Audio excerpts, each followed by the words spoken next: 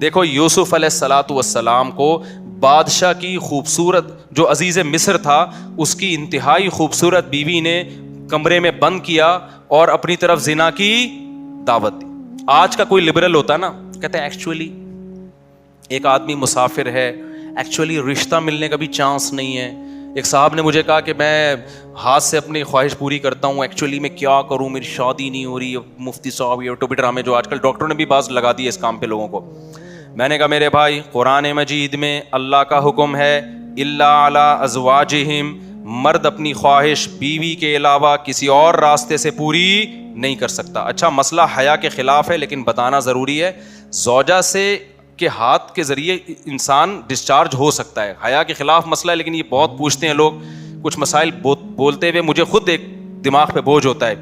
تو زوجہ کے ساتھ تو یہ جائز ہے, اپنے ہاتھ سے اپنی خواہش پوری کرنے کی شریعت میں آپ کو اجازت نہیں ہے. تو اب خوب سمجھ لو, اللہ تعالیٰ نے مرد کو یہ حکم دیا ہے کہ وہ سوائے شادی کے اس کے پاس اپنی بیوی کے علاوہ اپنی خواہش پوری کرنے کا کوئی راستہ نہیں. اب اللہ آپ کی اس مجبوری کو مجبوری نہیں مانتے کہ ایکچولی میں سفر میں ہوں, میں اسٹڈی کے دوران تو میں ہینڈ پریکٹس سے اپنی خواہش پوری نہیں کروں گا تو میں ڈپریشن میں جاؤں گا. تو بھائی تو شادی کرنا بیٹھ کے.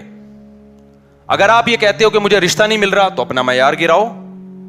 آپ بولو کہ میرے اسٹینڈرڈ کا نہیں مل رہا تو اسٹینڈرڈ کیا کرو, بولو نا کم کرو. آپ اللہ میاں کا یہ حکم ہے, اپنا اسٹینڈرڈ کیا کرو, آپ کم کرو. یہ بھی قرآن میں ہے وَمَن لَّمْ يَسْتَطِعْ مِنكُمْ طَوْلًا أَن يَنكِحَ الْمُحْصَنَاتِ الْمُؤْمِنَاتِ فَمِمَّا مَلَكَتْ أَيْمَانُكُمْ. اللہ کہتے ہیں کوئی آزاد عورت شادی کے لیے خاندانی عورت نہیں مل رہی, کسی کی باندی سے شادی کر لو. عرب میں باندی کا لیول بہت کم ہوتا تھا اور اللہ نے فرمایا ذَلِكَ لِمَنْ خَشِيَ الْعَنَةَ مِنكُمْ, جس کو زنا یا برائی کا خطرہ ہے نا وہ یہ کام کرے.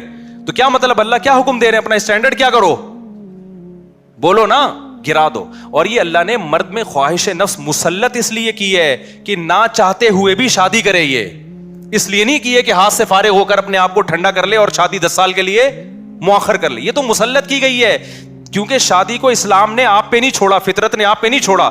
ہم اور آپ پہ چھوڑا ہوتا تو ہم 50 سال کے ہو کے بھی نہیں کر رہے ہوتے.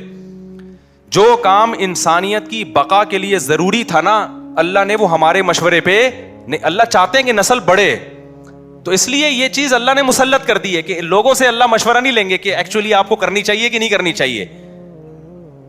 اللہ مسلط اتنی کر دیتے, آدمی کہتا ہے بھائی میرا دماغ پھٹ رہا ہے, میں برائی کی طرف جا رہا ہوں, میرے پاس کرنے کے علاوہ کوئی آپشن ہے نہیں, تو مسلط ہو جائے. کیوں, اس کا فائدہ کیا ہوگا, مجبور ہو کے آپ نکاح کرو گے, ایک دوسری عورت کو بھی آپ برائی سے بچا لو گے اور دونوں کے ملاپ سے اولاد ہوگی جو اللہ چاہتے ہیں کہ نسل بڑھے. یہ تو فیملی پلاننگ والے کہتے ہیں کہ نہیں بڑھے, لیکن اللہ نہیں مانتا ان چیزوں کو.